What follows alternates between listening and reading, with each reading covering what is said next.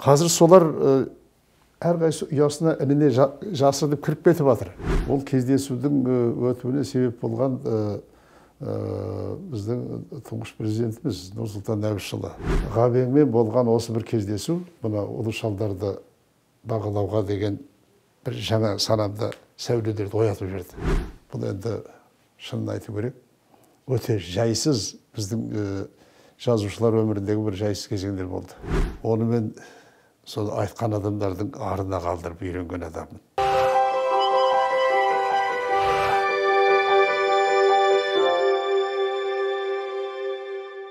Ассалаумағалейкум.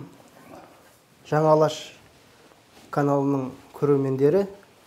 Бүгін бізде қонақта көрнекті мемлекет және қоғам қайраткері, мемлекеттік сыйлықтың лауреаты Нұрлан Оразалин ағамыз. Нұрлан аға, уақытыңызды бөліп сұхбатқа келіскеніңізге рахмет, қош келдіңіз. Рахмет. Қазір 6-шы мүшелдің табалдырығында тұрсыз. Ұзақ уақыт мемлекеттік қоғамдық жұмыстарда белсенді қызмет еттіңіз. Қазір енді зейнеттесіз. Әсіресе мына соңғы кезде карантин кезінде де бәріміз енді үйде отырдық. Осы бір кезеңде біздің адамдарға қатты әсер еткен сияқты. Сіздің уақытыңыз қалай өтті аға? Біріншіден, мына 6-шы мүшелдің босағасы емес, 6-шы мүшелді аттап кеттік қой біз енді, Алла бұйырса. Аттап кеттік енді 74-ке қарай бастық. Мүшел дейтін өзі қазақтың қоғамында бір қатерде сын жас дейді ғой. Сол тура біздің мүшеліміз, мүшелдің сыны мына карантинмен тұспа-тұс келді. Бүкіл алты құрлығымыз етегіне сүрініп, Уханьнан басталған жағы жер бетіндегі адамзаттың қайғы қасіреті, әуелі сол бір Қытайдың ғана еншісіне тиетін қолдан жасалған дүние секілді болып көрініп еді. Бәлкім оны қолдан жасалғанда шын болуы мүмкін өзі ар жағында. Ол да үлкен дауда әңгіме ғой. Дәл осы қысқа уақыттың ішінде, міне, былтырғы жылы желтоқсан айында декабрьде Уханьда басталды.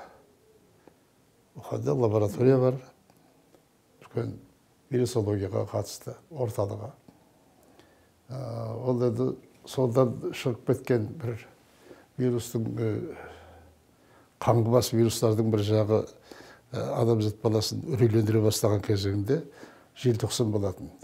Бұны сол жедел қабыл Лиманью дейтін бір жас жігіт, 7 жігіт, сол Қытайдың вирусолог ғалымдары. Бұны ашығын айтты сол кезде. Бұл қиын нәрсе болады. Түптің түбі мынаны жағы жедел бүкіл әлем қолға алмаса, бұл бүкіл адамзатты бір тығырыққа тірейді деген сөзді айтқан үшін 7-еуінде әлгі қамады. Бұл қамалды, сосын арғаратай қазіргі ең дүние жүзіндегі бір модный деп жатады. Ауыздан түспейтін бір Билл Гейтс дейтін мультимиллиардер бар ғой. Сол Уханьда жағдай бола салысымен ең бірінші болып сол жетіп барды әлгі жерге. Барды да содан кейін оның арты бір қос дейді қазақ. Дәл сол деп айтуға біз әлі айта алмаймыз, бірақ бірінші барып соның жағы Қытай еліне $100 миллион бірден біздің тілімізбен айтқанда атымтай жомарт көмегін берді де сол қайтып кетті. Міне әлгі адам қолы барма деген секілді әңгімелер сол вирусология орталығынан шығып кеткен жын, бөтеліккеден шығып кеткен жын секілді. Әлемді аралап кетті. Бірақ Қытай елі өзінің тәртіпке бағынған, жүйелі жұмыс істеуге 50 жыл бұрын елден бұрынырақ ойлайтын ел ғой бұл өзі. 100 жылын жобалап қоятын ел. Сол Қытай елі бірден жағы тәртіпке салды, күшке салды, тоқтатты.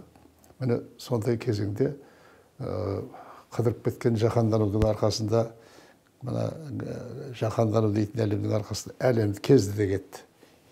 Арада Иранға барды, одан кейін адамзаттың мәңгі қаласы дейтін Римді өмірге алып келген керемет өркениеттің өрісін кеңейткен алғашқы бесігі болған Италияның жерін кезді. Ауыр болды ғой ол жақта да. Өте қатты болды. Ары қарата Европаға кетті, Америкаға өтті, содан бізге келді. Бізде де қатты болды. Бізде өте қатты болды. Бұл ең алғашқы кезеңде сол ана Қытайдың мысалын көріп отырды да, мына жаңа президентіміз тәртіпті қаттылау ұстады, қатты қойды мәселені. Қалай жұмыс істеу керек екенін, оған біз риза болдық, шынын айту керек. Ол үлкен тіршіліктер жасады ел мемлекет тарапынан. Бірақ біздің қауқарымыз бәрібір әлем секілді біздің де оған жете алмайтын жағдайда тұрдық. Американың қауқары жетпеген коронавируске Қазақстанның қауқары қандай жетеді? Оған қауқарын жетті дегізіп, елді мойындатқан бірақ ел Қытай болды. Міне Ресейдің өзі қазір қандай жағдайда жатыр? Ресейде қайтадан екінші кезең қайта басталып кеткен секілді. Өте қиын жағдайда тұр. Демек, бас аяғы Қазақстанға келгенде 7 айдай, 7-8 ай болып қалған. Ал енді әлемді шарлап кеткенде оған да сондай жағы уақыт өткен, желтоқсаннан бері есептесем 10 айдай болып қалды ғой енді. Сол коронавирустың кезінде үйде отырдық. Жай отырған жоқпыз, бүкіл ақпарат құралдарын қадағалап отырдық. Қайғыға белшесінен батқан арысы адамзат баласы, берісі өзімізді халықты тыныштандыруға соған шамамыз келетін болса, енді біз қазір жас бірталай жерге келді, жаңа өзің айтып отырсың. Жиған терген біліміміз бола ма, жиған терген тәжірибеміз бола ма, сол халықтың қажетіне жараса деп жүрген адамдарымыз ғой. Сол кезінде мен көп уақытымның көбін осы күнделікке арнап жүрдім. Өлеңдер көп жазылып жатты, мақалалар жазылып жатты. Содан кейін телеарналар көп жағдайда келіп бізден пікір сұрап, мынаған не айтасыз деген секілді пікірлер болып жатты. Мен шынын айтайын, менде үлкен екі түрлі ойдың үстінде отырдым. Бірінші, бұл дәлелдеу керек, әлі уақыт дәлелдейді. Құдайсыздық дейтін бір үлкен дерт бар біздің заманымызда.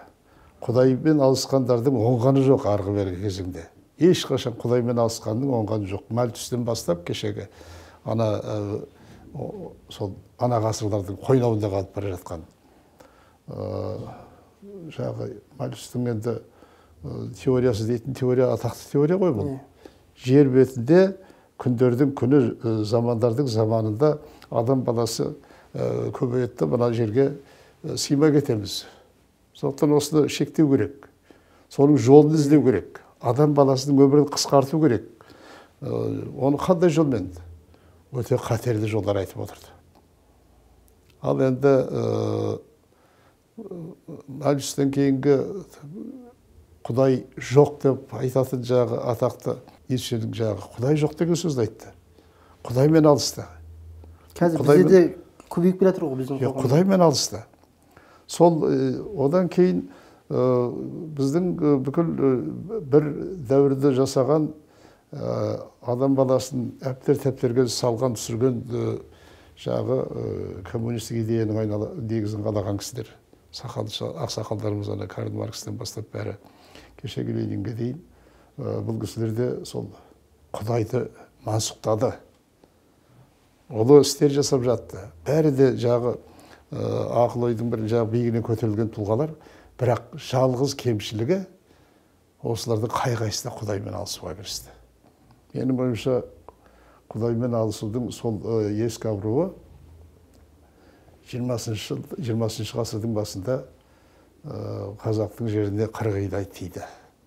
Ал Құдаймен алысу басталған кезде батыста Абайдың жағы Алланың өзі де рас, сөзі де рас деп өлең жазып, өзінің бүкіл данымын, сенімін сол Құдайға бұрған теологиялық, ұлттық теологияның негізін жасаған тұлға болып біздің санамызға бекіді. Бірақ Абайды ол кезде ешкім әлі білген жоқ. Абайдың Алласы Абайдың жағы қазақ айтатын құдайсыз қурайсынбайды дейтін философиясы, ол бүкіл халықтың анау ғасырлар бойы жинаған өзінің ұлы мектебі Абайдың бойында сөз дейтін, ой дейтін құдіретті, қуатты күшпен өмірге келіп жатты. Анау батыста бәрі Құдайды жоққа шығарып жатса, Абай Құдайға бет бұру керек деді. Құдайға бет бұру керек деді. Абайдың патша Құдай сыйындым тура бастап өзіңе жау жағадан алғанда жан көрінбес көзіме дейді. Патша Құдай сыйындым дейді. Сыйынып отыр ғой ол. Абайдың осы үлкен философиясы, міне қарасаңыз, сол бізге бүгін қайта жаңғырып келіп, өзінің 175 жылдығының тұсында елді мына коронавирустың кезінде ойлантып отыр. Бір сөзінде коронавирустың кезінде мен өзі көп оқыдым Абайды. Бұл кісіні бұрын да оқып жүреміз ғой, бірақ сонда бір сөзі бар. Ауруды Құдай жібереді дейді. Бірақ ауыртқан Құдай емес дейді Абай. Көрдің бе? Біз коронавирустың кезінде Абайдың осы сөзін жақсылап жадымызда ұстауымыз керек болды. Керек еді. Мен коронавирустың кезінде сол қазақ дейтін арқасын кеңге салатын аса адал, аса батыр, аса батыл, сенгіш, содан кейін қонағына төрін беріп отыратын, өзі жемегенін, өзі ішпегенін, сол есігін аттап кірген жағы адамына алдына қоятын халық қой бұл өзі. Негізгі кеңпейіл халық. Сол мінезі, содан кейін екінші мына салт дәстүрге, соны сақтауға, өлі тірінің міндетін атқаруға өте ден қоятын халықпыз. Дәл осы кезеңде той томалақты тоқтатуымыз керек еді. Соны жасай алмадық. Содан кейін соның нәтижесінде өлім көбейіп кетті. Анау тегі қайдан шыққаны, қалай келетін белгісіз коронавирустың турасын айту керек. Бізді кішкене есеңгіретіп кеткені біздің ұлтта. Меңдетіп кеткені сол кең мінезіміздің арқасында болды. Сенгіштігіміздің, содан кейін өлі тірінің алдындағы сауабысты атқару керек дейтін ішіміздегі жатқан бір қатып қалған өзіміздің көзқарасымыз бар ғой. Сол жағдай бізді қатты тұралатты. Қатты тұралатып кетті. Тіпті әлемдегі алғашқы елдердің қатарына шықтық. Бұлай қарасаң, 18-19 миллион халқы бар санға, енді көп емес секілді. Бұлар пайызға жаққан кезде, халықтың санымен есептеген кезде, біз алдыға суырылып шықтық. Менің ойымша, бұл жерде сол жаңағы мінезіміз өзімізге қарсы жұмыс істеді деп ойлаймын. Ана тілі газетінде күнделіктеріңіз шықты, бір 4 номеріне тайталас деген атпен. Соны оқыған кезде бұлай осы өмір жайы, бұлай адамдардың бұлай өлім жайы бір толғандырған сияқты көрінді сізге. Әсіресе бір адамдардың бір адамдар бір бағалы екенін бір ұқтырған кезең сияқты көрінді. Иә, дәл өзі. Бұл кезең өзің айтып отырсың ғой.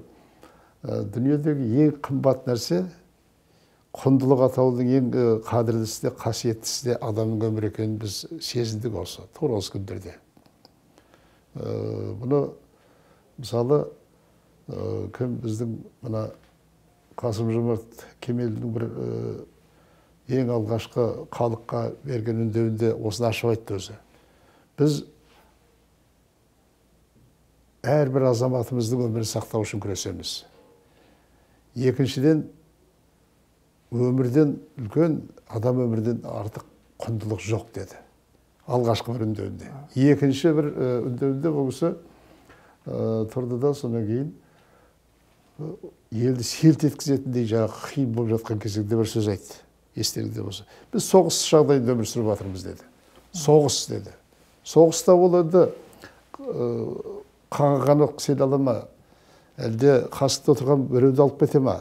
Мынау белгісіз вирус өзі сол қорғасын ноқтандан да қатерлі болды. ядролық қарудың жағы қуатынан да қатерлі болып кетті. Жаңа дәуірдің жаңа майданы жүріп жатқанын біз сезіндік. Ол биологиялық соғыс.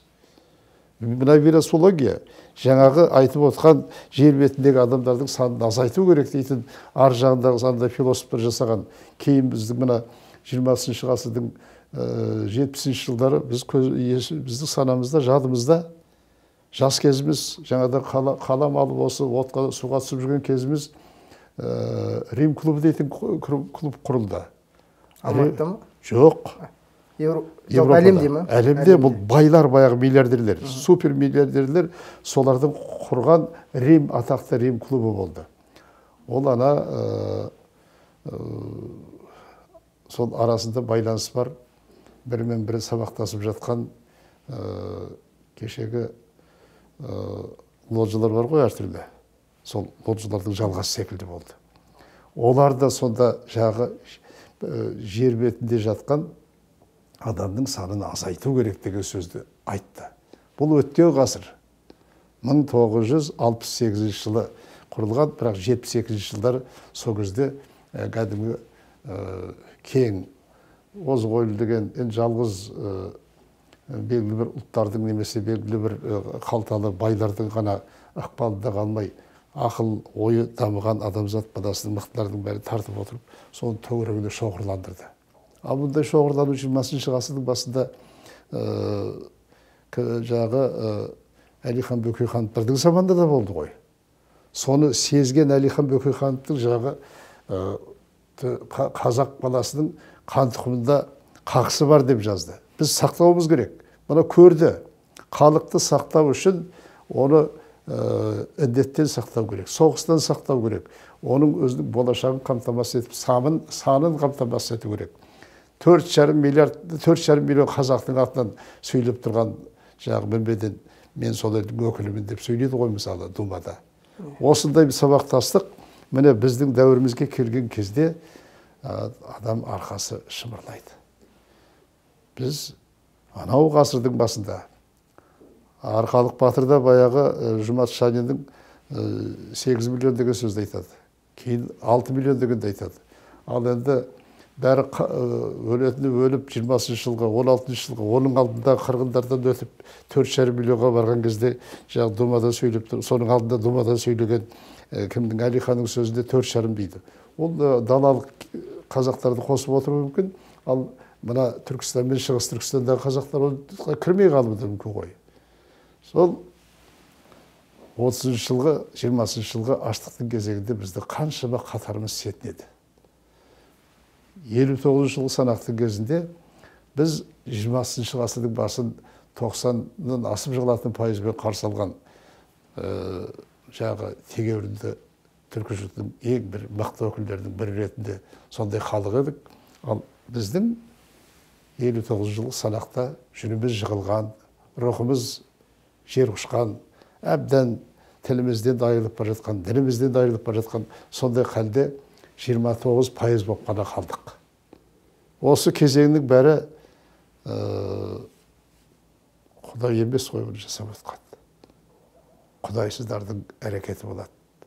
Мына коронавирустың кезінде тағы да сол әлгі державалық үлкен пиғылдағы елдердің өзінің арасындағы майдан жарысқа шықты. Сол кім алады, кім жеңеді билікті.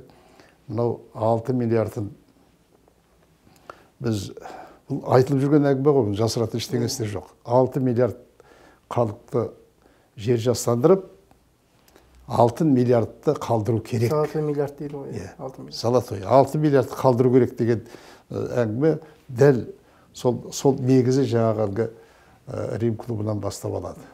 Ол жалғасып келе жатыр ғой. Ол жалғасты біз еш жерде оны аттап өте алмаймыз. Менің есіме осы мынау қазір енді бұрын айтылмайтын еді.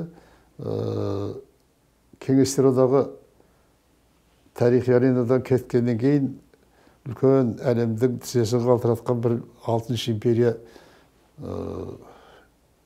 енді өзінің міндетін атқарып тарихтан шықты ғой аренадан. Сол кездегі қарап отырсаңыз бірге пайда болған бір біз жаһандану деп оны жұмсарттық жалын сипап. Глобализация дейтін бір жаңа құбылыс пайда болды адамзат өмірінде. Ал кез келген жаңалықтың, кез келген осындай нелердің төрінде ақша жүретіні, жердің дауы жүретіні, үлкен мақсат үшін болатын айқастардың жүретіні белгілі. Жаңағы глобализаторларыңыздың өзі, менің ойымша, ол сол тек бір халықты мүддесін қорғап отырған жоқ. Ол үлкен ұлы мүддені бір ұлтты ғана емес, немесе белгілі бір мемлекеттің ғана мүддесін емес, бүкіл әлемді тізгіндеп отырып, әлемдік мемлекет, әлемдік үкіметтің тізгінін қолға алу керек дейтін жағы мақсатқа жұмыс істеді олар. Қазір солар әрқайсы ұясына ініне жасырынып кіріп кетіп жатыр. Солардың өкілдерін қолдайтын адамдар, соларды жағы түріне қарап, тіліне қарап ажыратуда қалдық біз. Және ақша билік құрып жатыр. Көк ақшаның кірмейтін жері жоқ қазір. Алтынның бармайтын жері жоқ. Міне осындай кезеңде коронавирустың жағы ана биологиялық, физиологиялық өзінің негізі әлі ешкім дәлелдеп біте алмай жатыр. Бірақ сонымен бірге Америка мен Құрама Штаттармен.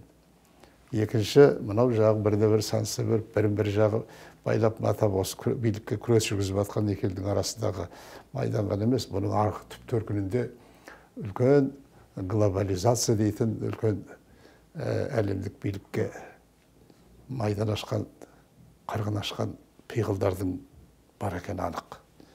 Мен осы есіме түсіп отырмын. Біз алғаш шыға бастаған кезде бөркімізді аспанға атып, ой, енді тәуелсіз елміз ғой, бізге кеңістікке шығу керек болды. Тәуелсіз жұрт өзінің тегеурінін таныту керек, шекарасын бекітіп алу керек. Сендік қой, романтикалық кезеңде біз бәрі де сендік. Ел дамуының алғашқы романтикалық бір керемет кезеңі болды ол. Тәуелсіздік.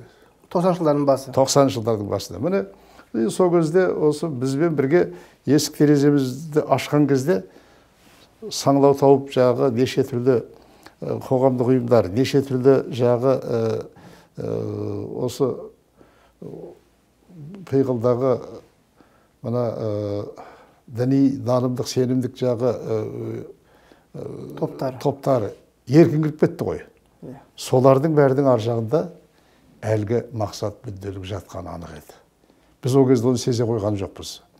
Содан кейін кеште болса таныдық, бірақ бәрін тараттық, ыдыраттық, бірақ ішімізге кіріп алды ғой.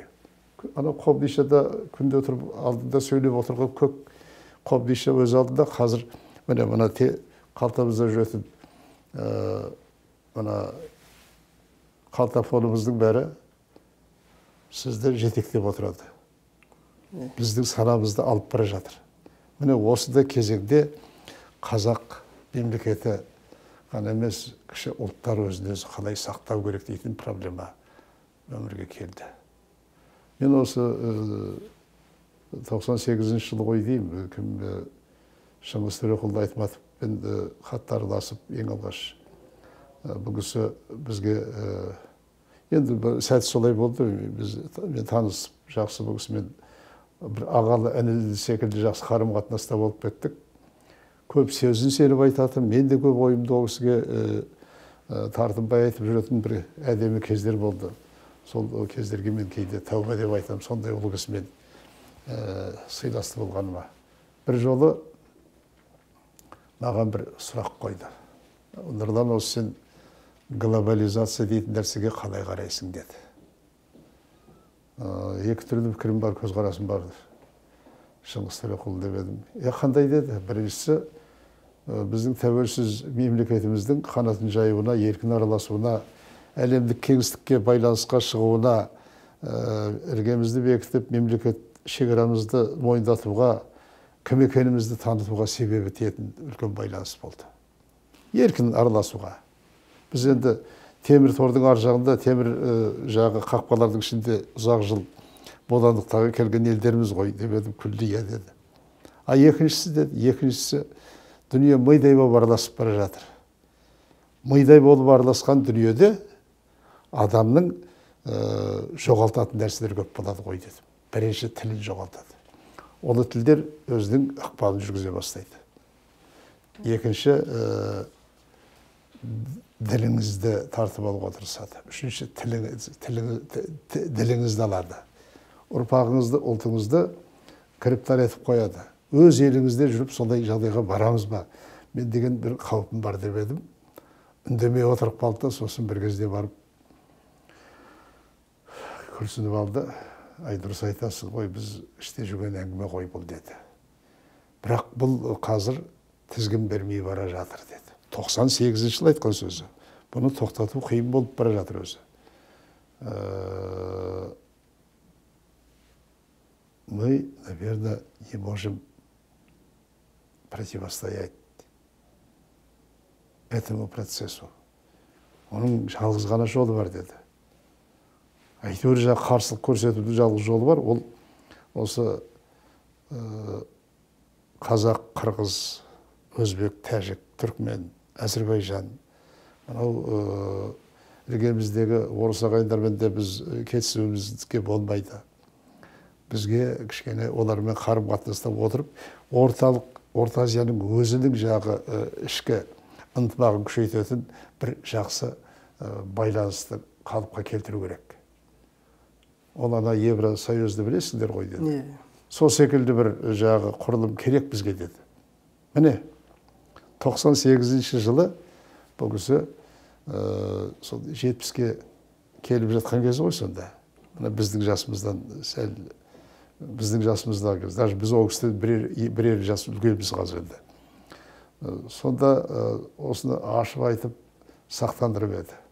Осы сол кезеңдерде осы сіз айтып отқан туыстас мемлекеттердің үлкен жазушылары, қаламгерлері осы Қазақстанда Назарбаевпен тұңғыш президентпен кездесу болды. Ол қандай кездесу еді? Ол кездесудің өтуіне себеп болған біздің тұңғыш президентіміз Нұрсұлтан Әбішұлы.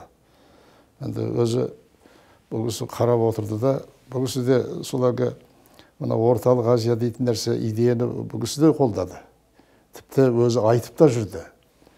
Сол енді қазір ғана Ердоған ашып айтып жүрген Туран дейтін сөз бар ғой, оғым. Бұл одан бұрынырақ айтылды.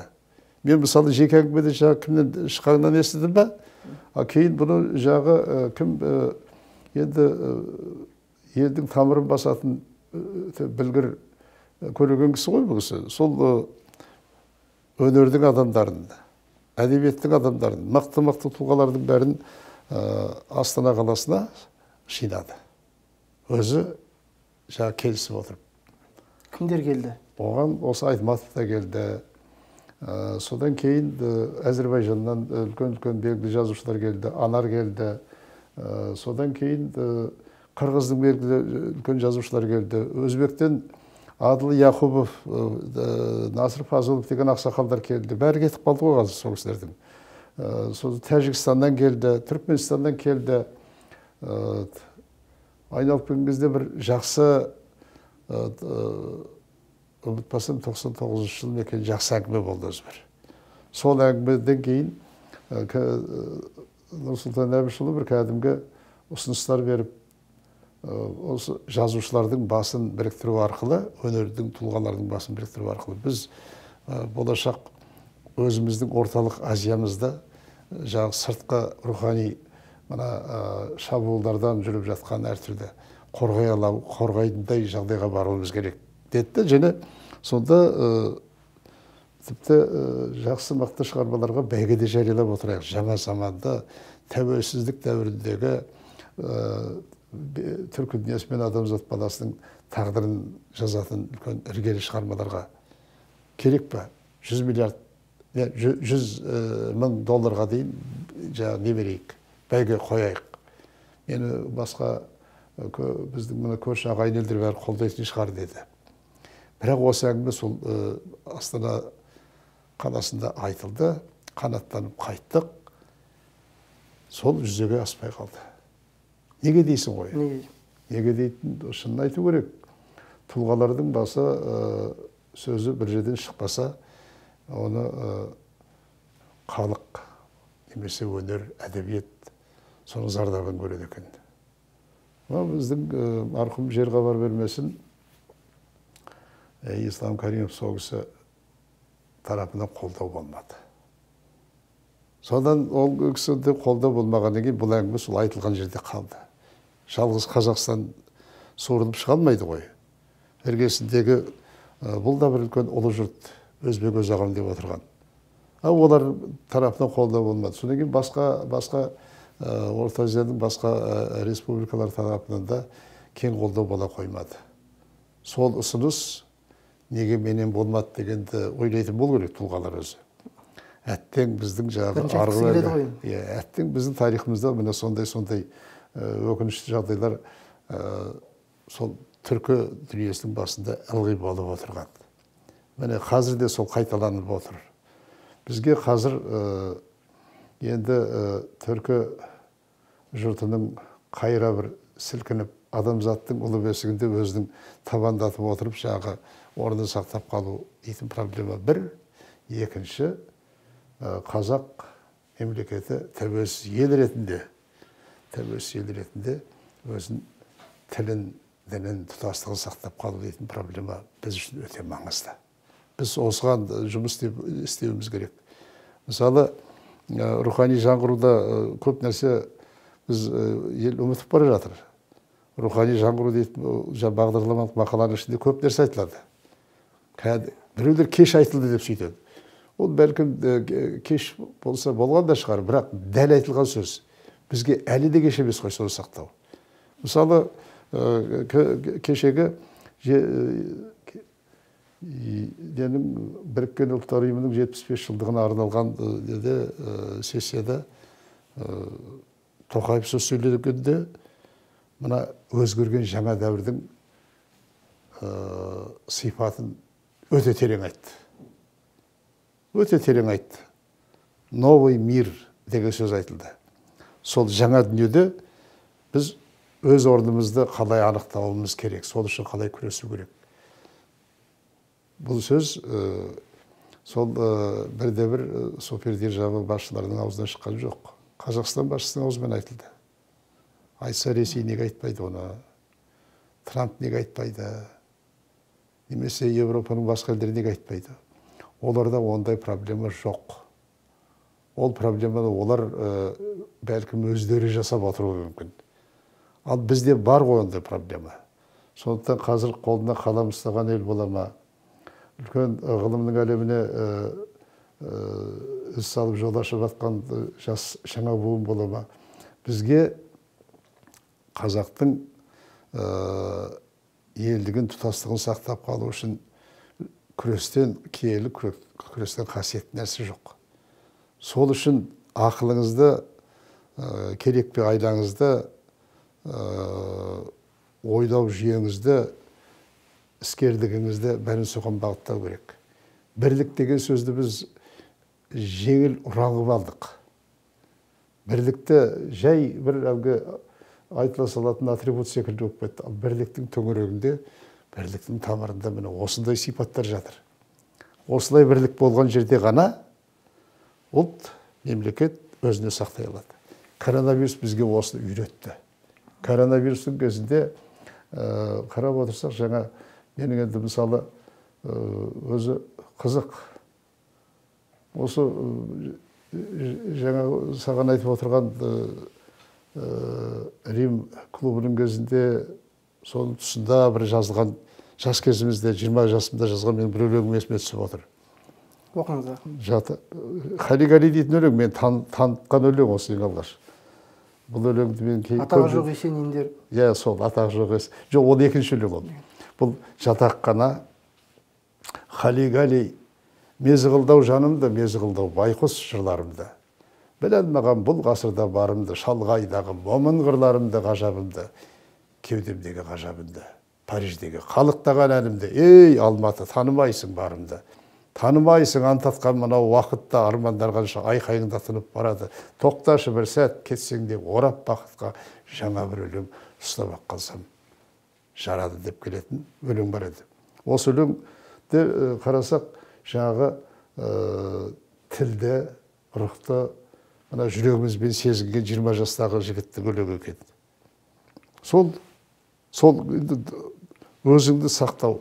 Содан іле-шала сол кезеңде жаңағы санды азайту керек деген сөз жүріп жатты. Анау осы жаңағы ана тілінде шыққан күнделігіңізде былай көп бір таңның бір уақыттарында былай ұйқысыз былай өткен түндеріңіз бар. Иә. Сонда былай Әбіш Кекілбаевты көрдім дейсіз түсіңізде. Осы Әбіш ақсақалмен қалай болды қарым-қатынасыңыз? Әбекеңмен арамыз өте жақсы болды ғой. Енді ол бірге қызмет істедіңіздер көп. Әбекеңмен арамыз өте жақсы болды. Әбекең жалпы жаратылысы болмысы қазаққа ғана емес, Абайдың айтатын адамзаттың бәрін сүй бауырым деп дейтін философиясын бүкіл бойына сіңіріп 62 тамырда таратып жүрген, сондай осы елге болсын, қазаққа болсын, ар жағы болсын деп отыратын тұлға болады. Сұрапыл талант қой, былай қарап отырсаңыз. Сұрапыл талант. Сол кімдің ана Мұхтар Мағауиннің біз екеуміз, Әбіш екеуміз дейтін естелігінде жас кездерінде екеуінің қалай басталғанын, қалай әдемі жазады сонда. Екеуі де талантты, екеуі де иық тірестіріп шыққан бір қазақ әдебиетінің 20 ғасырдағы болашақ екі ірі тұлғасы ғой. Солардың арасындағы достық, мінездердің айырмашылығы. Мұқаңның жағы тез шалт қимылы, ана кімдің Әбекеңнің асықпайтын, саспайтын мінезі сол кезде байқалды деп жазатын. Қарап отырсақ, сол мінез ол ана әу баста жаратылыстан бойына біткен мінез екен Әбекеңнің. Асықпайтын, кейде үстінен бүкіл састап өтіп бара жатқан кезде бар ғой, қозғалмай отырады да, кейде бала секілді. Бір қарашпен кеп қонса, соған шақ-шәлекей шығып ашуланатын. Мен күлем, Әбеке, анау түйеліге өтіп кеткенде үстіңізден мыңқатпай отырасыз да, бір қарашпен ызың ете қалған кезде ашуланатыныңыз не осы деп күлетін әргіге. Сол Әбекеңмен арамызда айта берсе әңгіме ұзақ, жазушылық өз алдына. Енді ол кісі тура менің бір қызық алғаш сырттай танып Кекілбаевқа деген құрметім менің өзі мектепте жүрген кезде басталды. Ол жағы үлкен қазақ әдебиетінде, Ленші жастың бетінде, содан кейін мынау жұлдызда мақалалар шығады, алғашқы ажар дейді, триптиға шығып жатты. Соларды оқып жүрген кезіміз бір күні жаспыз ғой енді. Мен алғашқы өлеңімді өзі мынау Таңғы тауық дейтін 6-шы класста жазғам. Содан кейін барып 7-ші, 8-ші класстан бастап 7-ші класста бір пьеса жазғаным бар. Сол мектепте жүріп, Кереге газетіміз болады, Жас қалам дейтін. Сол Жас қаламның редакторымын. Өзі мектебіміздегі сол қалам ұстайтын балаларға ықпал жасап, солардың басын құрап, сөйтіп жағы бірлестік деп отыр. Үйім ғой еді. Әдебиетшілердің басын болашақ қосып отыратын жер. Сөйтіп барып қалыптасып жүрген кезімізде өлеңді Жас Алашқа мен өлең жібердім бір күні. Жас Алаш деймін ғой, Ленші жасқа. Ленші жастан бір күні хабар келді. Бір топ балалар 9-шы класс екен, 10-шы класс қой деймін. Әйтеуір есімде жоқ. Бір досым велосипедпен ұшып келе жатыр. Қолында конверт, конвертін алып кеп, қолыма беріп, қуанып, терлеп кеткен өзі. Елемес дейтін досым. Содан ашып жіберсек, сүйіс ашық тұр әлгі. Анау елдің бүкіл ауылға тарап кеткен. Анау Нұрланға Ленші жастан хат кепті, өлеңдеріңді жібер, суретіңді қосып жібер деген сөз бар екен. Осында қарасам, Кекілбаевтың фамилиясы тұр. сенің біраз мына өлеңдерің маған үлкен сенім ұялатады, Нұрлан айналайын. Осындай тағы бір 10 шақты өлеңің болса, соны қоста, қасында суретіңді қосып жібер.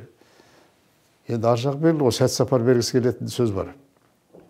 Содан Кекілбаев менің ішіме бірінші рет осылай қонақтады. Бірақ жібердім бір топ өлеңімді. Содан әлгі өлеңдерге хабар ошар үзіліп қалды. Бір күнде хабар келді. Жұмекен Нәжмеден марқұмнан. Жұмекен ағамыздан бір хат келді, 2 хат келді. Ылғи біріне бір инкубацияда шыққан секілді. Шөжедер болады ғой инкубация. Сол секілді хаттар трафарет, анау кімдің жағы. Сөйтсе, ана Әбекең қызмет ауысып кеткен Әбіштің. Орнына Жұмекен келгеннен кейін ол кісілер кейін күледі. Мен Жұмекен ағама айтам, сізден осылай бір хаттар келуге, мен оңға хат жазбаған шығармын сонда деп сөйтеді Жұмекен. Неге олай дейсің? Ол кезде тау-тау болып үйіліп жатады. Біз Әбіш секілді асықпай тиянақтап, мұрнымыз шұқылап қойып отыра беретін шыдамды, төзімді адам емеспіз. Біз тез әйтеуір жағы жауап беру керек деп сөйтуші едік. Әбіш саған шамасы дұрыс хат жазған шығар. Сен Әбішті не алмадың ба? Сәт сапар деді. Алайын деп тұрған жерде сізге қандыңыз ғой дедім мен жағы. Міне осындай кейін мен туралы жазған мақаласында айтыпты Әбекең соны. Ана осы Нұрланның атын алғаш есімде қалғаны, анау Алтайдан оралған әңгімелер келеді, анау неден Аралдан Жақау Дәуренбековтің жазғандар келеді. Осы Алматыда бір мектепте оқиды, Смағұл Елубаевтың әңгімелер келеді. Содан Алматы облысының бір түкпірден осы Нұрланның жағы өлеңдері келеді деп сөйтіп пікір айтқаны бар. Мен міне осы басталған бір жақсы игі байланыс, Құдайға шүкір, Әбекең екеуміздің арамызда жалғасты болды. Әрине, өмір болғаннан кейін әртүрлі жағдайлар болады. Бірде толқын көтеріледі, бірде басылады. Араға кіріп кетіп жүретін адамдар болады. Салқындық тудырғысы келетіндер болады. Ондай кезеңдер болды. Мен тарапынан да болды, Әбекең тарапынан да болып тұрды. Бірақ екеуміз ала жібаттаған емеспіз. Ол кісі мен туралы бөтен сөз айтқан емес. Мен Әбекең туралы бөтен сөз айтқан емеспін. Енді жазушылар одағын ұзақ жыл басқарған адамның алдында талай әңгіме болады ғой. Артынан еретін сөз де болады. Сонда осы Әбекеңнің соңғы жазған бір сөзінде ол бізге қазіргі жазушылар одағына бұрынғыдай одақ жоқ қой енді әрине. Бірақ қазіргі одақты сақтау үшін метрде содан кейін менеджерде керек. Осы Нұрланның бойында сол екеуі бар деп бір мақала жазғаны есімде. Ол сөзді де көре алмай қалып, 40 саққа жүгіртушілер болды. Әбекең айтам ғой, мына сөзіңіз енді анау әсіресе менеджер деген сөзіңіз ұнамайды осы деп сөйтсем, енді саған не деп айтамыз біз? Бұл заманның сөзі ғой айналайын. Мынау заман мықтымен де сөйлесу керек, түктімен де сөйлесу керек, жүктімен де сөйлесу керек. Ол үлкен ұйымдастырушылық қабілетті керек етеді. Сен менеджер деп отқаным сол ғой. Ақшағаны санап отқан жоқсың деп күлгені бар. Әбекеңмен өміріміздің соңғы сәттерінде өте жақсы болды. Мен Сенатқа бардым, 3 жыл көрші тұрдық. Анау біріміз Алматыда, біріміз Астанада жүріп, алыстап қалған күндердің, сирек көрісіп жүрген күндердің орнын толтырып жаттық. Сыры көп еді айтатын. Оның бәрін бүгін тауысып біте алмайсың. Көп адамға ашылып сыр айта бермейтін, өзі қымтанып, сөзінде, ойында қымтап ұстайтын кісі еді ғой бұл кісі. Бірақ осы арамызда бір ашылған кездер болды. Сондай кездерде болу керек. Алла аян берді ма? Түсіме кіргені рас Әбекеңнің. Түсіме кіріп, жаңағы анау сен айтып отырған бір қызықты сөзі. мына не жапондықтардың бір ультра шартты бір фильмдер болады ғой, бір сол секілді шарттылыққа құрылған кино лента секілді бір өзі қайтыс болған өзінің жаназасында отырған секілді бұл кісі шетте қарап елді. Біз абыр-дабыр болып кісіні шығарып салуға жиналып жатырмыз. Қарайым, анандай жерде әбекең отыр, үндемей ғана қарап, қадағалап отырған секілді қасында Айсәуле анамыз отыр, шешесі. Екеуі отыр. Сосын бір кезде үзіліп қалады. Біресе Ақтау секілді, біресе Астана, біресе Алматы секілді оқиғаның өтіп жатқан жері. Сол марқұм ол кісі де қайтыс болып кетті ғой енді. Сол бауырынан өрген балалардың анасы болған, адал жары болған Клара жеңешеміз, мына әбекеңнің. Сол кісі маған айтады, Нұрлан ау, мына өткен жолы саған сүйегіне түсіп еді ғой, сен әбекең сонда бергенде бір нәрсені ұмытып кетіппіз. Аны шапанын берген енді. Сонда аяққа киетін киіміңді ұмытып кетіппіз деп сөйтеді. Ана кісі, сосын әкеп бір 3 тәпішкені қойып жатыр. Мен ол таң қалып, түсіңді жорғаннан қызық нәрсе жоқ. Әлгі қарап отырып, сол қарайым, бір 2 жаңасы тұр, бір ескілеу көне түздеу біреу тұр. Сосын барып, осы мына қалағанды алшы дейді. Сөйтсе ана Айсәуле апай тұрып, ай балам, біреуін ғана алма, 2-еуін ал. Тозған нәрсені қайтасың, ана 2 жаңасын алып ал деп сөйтеді. 2 жаңасын ал дейді. 3 бар тұрған кемістің 2-еуін ал деп. Ана Айсәуле апай шағы әңгіме айтып отыр. Сол қалпы күнделікке түсті сол. Жақсы түсік. Сол түсті, бірақ екеуі қол ұстасып, анасы екеуі енді жетім өскен адам ғой бұл кісі. Ана кісі еңбектің адамы болған, тілді кісі еді. Сол кетіп бара жатқанын көрдім. Міне осындай нәрселер көп болды біздің. Түске де кіреді, өңінен де шықпайды. Айта беретін болса, өзі өткен өмір аққан су, бәрі бірталай жерге барып қалғанын сезесің. Кейінгі ұрпақ осыны білу керек, осындай нәрселерді. Біз шамамыз келгенше, анау көзіміз көрген алдына барып, жағы сәлемін алғанша тісеміз дірілдеп, анандай жерден отырған Ғабит Мүсірептерден Сәбит Мұқановтарды көрдік қой енді. Қолын алғанға мәз болып едік. Сол әсіресе Ғабеңмен болған бір үлкен әңгіме есіме түседі менің. Ғабеңмен осы соңғы Сырымдатов туралы жазған пьесасына мен редактор болдым. Мәдениет министрлігінде жүрген кезім пьесаны оқып шықтым. Баяғы шынын айтып, құдайшылығын айту керек енді. Пьесаның рухы жақсы, бірақ арасында бірдекілі жаспыз ғой. Редактор ретінде бұл кісіге мен бір тілек айтқым келді. Бас редакторымыз, мен орынбасарым, бас редакторымыз Өтебай Қанахин ағамыз, осыны сен барып договорға қол қойғызып, Нұрлан, өзі редактор ретінде пікірлеріңді айтып, жолығып қайтсаң қайтеді деді. Кім айтып отыр деді? Министріміз. Министр Базарбаев. Мүсілім Базарбаев. Жақсы барайын деп едім, бір кезде телефон шырата қалды. Қарасам, біздің министр телефонда. Әй, Нұрлан, сіз деп сөйлейтін ол кісі. Сіз кімге Ғабеңге барайын деп отыр екенсіз ғой деді. Е дедім.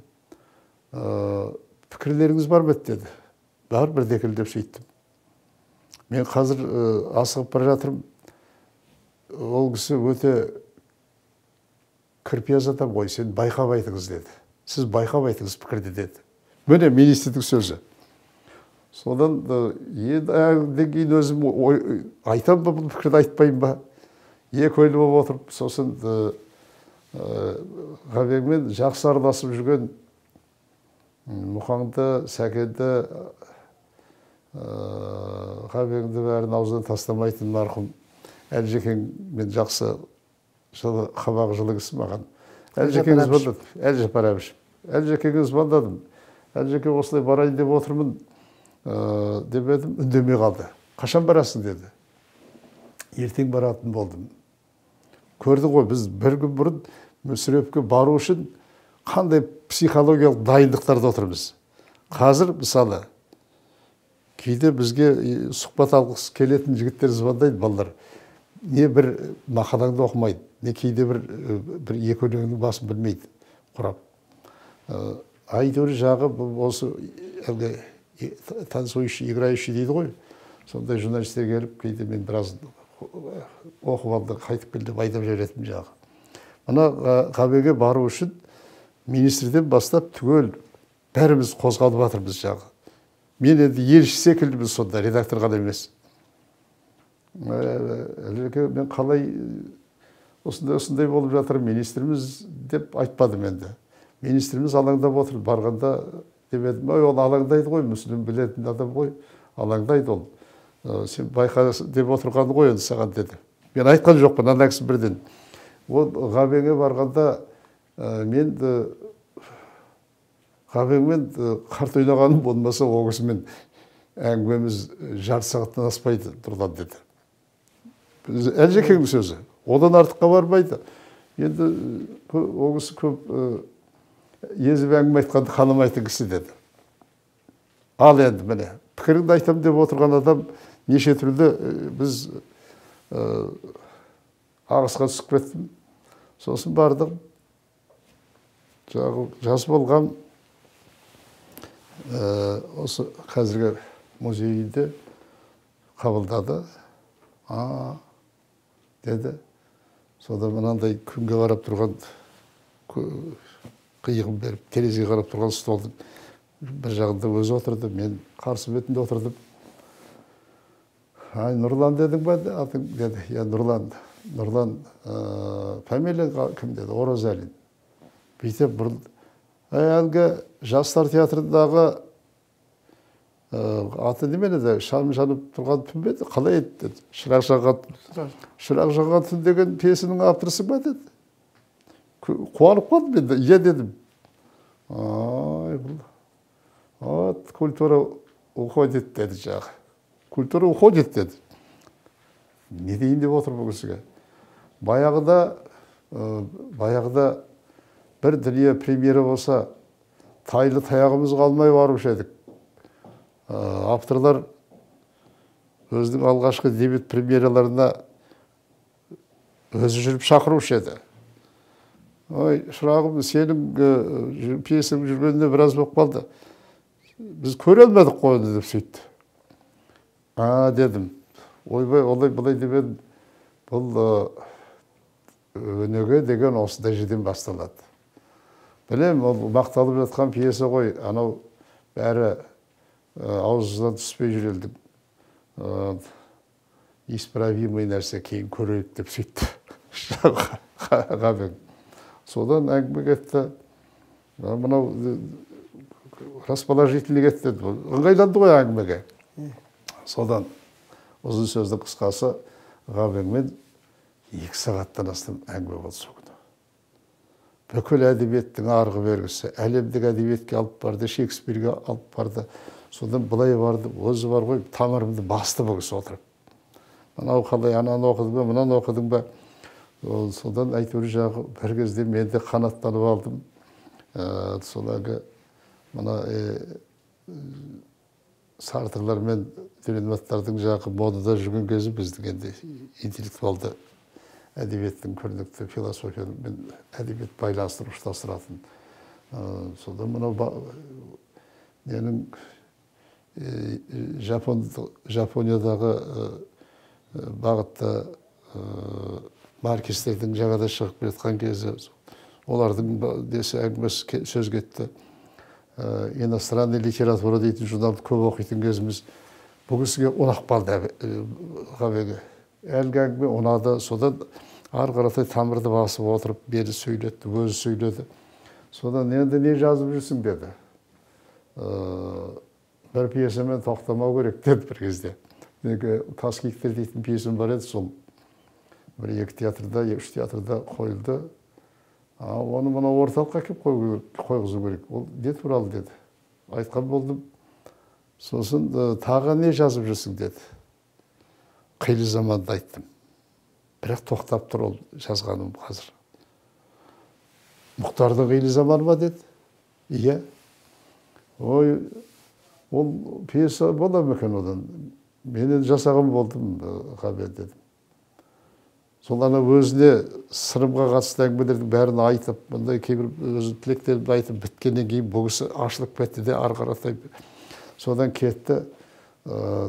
Міне Ғабенмен болған осы бір кездесу менің кейінді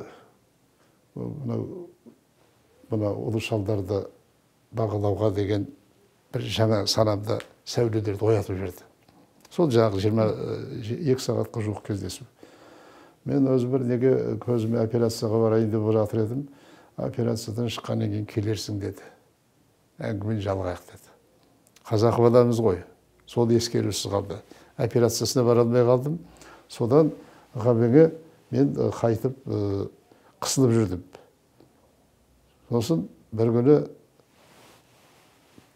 Төлебаевтың бойында бір топ кісілердің қасында отырған жерден барып көріп қалдым да бұрылып амандасып едім. Ұмытпапты. Әй, Нұрлан, көзіңіз қалай аға деп едім. Көз жақсы ғой, келіп білу керек еді ғой көздің жағдайын деді. Бітті, әңгі сөзден кейін басқа әңгіме жоқ. Кейін соңғы баяндамасында мен туралы айтқан бір жылы сөз сонда кетті бұл кісінің. Бір сәт кейде бір нәрсені шешіп кетеді. Мысалы, менің қатарымнан Мүсіреповтің бағасын естіген адам сирек. Жылы сөз естіген. Соны жаңағы бір әңгімеге сеп болады. Осындай нәрселер бізде сабақ дейді, сәтімен дейді. Сабақтастық әдебиетте де, қоғамда да, өмірде де анау үлкен ұлы мектептің шетін көрген халық дейтін ұлы мектеп бар ғой бізде. Халықтық үлкен соның қазанында қайнап шыққан кешегі 19 ғасыр, 20 ғасыр, оның ар жағындағы ғасырларды көрген кісілерді біз кейін тірілтіп алып жатырмыз ғой. Міне осы Ғабеңдердің қасында сол төңірегінде жүрген үлкен шалдарды, солардың бәрімен мен араластым. Мына жазушылар одағына баш болып келгеніңізге де сол үлкен ақсақалдардың ықпалы болған екен. Біраз болды солардың сол кезде. Қалай келдіңіз одаққа сіз баш болып? Өзі қызық болды. Одаққа басшылыққа маған жағы 91 жылы алғаш осы әбекең марқұм бір күн шақырып алды мені. Екеуміз неде жоғарғы кеңесте ұлт саясаты, мәдениет пен тілді дамыту дейтін комитет. Бүкіл оттың жанып тұрған жері. Түгел 360 депутат жан жақтан келген сол кісілердің әңгімесінің қайнап жататын жері ғой бұл. Сонда бір күні мені 90 болды, 91 бір шақырып, сен маған Нұрлан бір әңгіме бар екенбіз, сен кетіп қалмашы деді, комитеттің жиналысынан кейін. Кірдім, мен енді орынбасарымын оғыздың. Ертең сені осына кім Марзатай ағаң шақырады деді. Бір әңгіме бар, сенімен сөйлеседі. Сен соған барғанда, сенің бір өтініш. Сен соған отказ берме деп сөйтті. Ол не деп едім өзі айтады Мырзатай деді. Сен соған отказ берме сол кезде деді. Ол күлдім. Әбеке соны айтпайсыз ба? Мен дайын бармаймын. Жоқ, дайындалып барсаң сен отказ бересің, оған сен барма деді. Отказ берме деді. Содан бардым. Бұл немене деп барып еді, Мырзекең айтқан кезде қабылдады. Мырзекең де ой, сөзге жүйрік шешен әулиесі ғой, көп нәрсені адал адам. Бірден жағы әңгімені айтып кеп мені. Ұзын сөздің қысқасы маған жағы біз ар ойлап, бер ойлап, Әбіш екеуміз келістік. Сен қазір мақұл деген сөзді айтсаң, ана республиканың бірінші басшысына келісуге барамыз. Жазушылар одағына сен төрағалыққа, бірінші хатшылыққа ұйғарып отырмыз. Мектеп көрдің, жөн көрдің. Мен енді министр жасаса құлық болады деп реально қарап отқан адаммын. Басқа бір дегенс болса болады. Бірақ жазушылар одағының бірінші хатшысы біз үшін. Бұл енді анау көктер аспандағы қызмет секілді ғой. Сосын мен айттым, ойба, Мырзатай аға, ол арада сіздердің қатарларыңыз бар. Бізден бірер жас үлкен жігіттер бар. Бәрінің де осы болат пісіп жетіліп отырған орны ғой бұл. Солар барсын да, солардың біреуін неге тоқтамадыңыздар, таңдамадыңыздар деп. Сен өйтіп айтып, оны біз де біліп отырмыз деді. Сен анау театрда басшы болдың, драматургсың, ақынсың, ел танып қалды. Екіншіден, сенің ең бір мына театр қайраткерлері дейтін одақты құрдың. Ондай жаңа одақ құрған бірде-бір қайраткер жоқ біздің ішімізде жазушылардан. Соны мына мектепке келдің, 2 жыл болды. Суырылып шығып сөйлеп, әйтеуір тілдің жағдайы, ананың жағдайы, мынаның жағдайы бәрінде отқа түсіп жүресің. Сен осыған бас тартпа деді. Содан кейін мен бас тарттым мына жерде. Мырзекең ренжіді. Мен айтқаным бірі шын бар ғой енді, сол Кекілбаевтардың қатары, Оралхандардың қатары, бәрі тұр ғой. Солардың біреуі болсын. Мен жолдарын кесе алмаймын олардың бірінші. Екіншіден дедім, ол жерге барғаннан кейін мен мына мандатты қайтарып беруіме тура келеді ғой деді. Неге деді? Мандатты маған театр қайраткерлер одағы берді ғой. Солар сайлады ғой. Ертең аны жоғарғы кеңестер одағы жоғарғы кеңес тарап жатыр. Тарайын деп жатқан кез ғой енді. Тарап жатыр. Ал енді Әзірбайжан ағам марқұм ертең бір пленум шақырады, біз жазушылар одағына берген жоқпыз мандатты, соның басшысы деп айтса, кім не дейді оған? Өздеріңіз біліңіздер, мен бірақ енді осы екі менің жағы көзқарасым, біреуі үлкендерге деген сенім, құрмет, екіншісі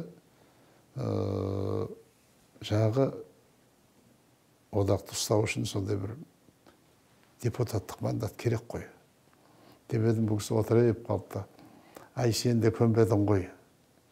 Жарайды, ойланайық. Өзбек әлі де қарсы емес еді осы саған деді. Өзбек әлі де айтып еді. Әбіш, Өзбек әлі үшеуміз келісіп қойып едік. Тоқтадық деді. Істей бер осы жерде деді. Онда міне осындай жағдай.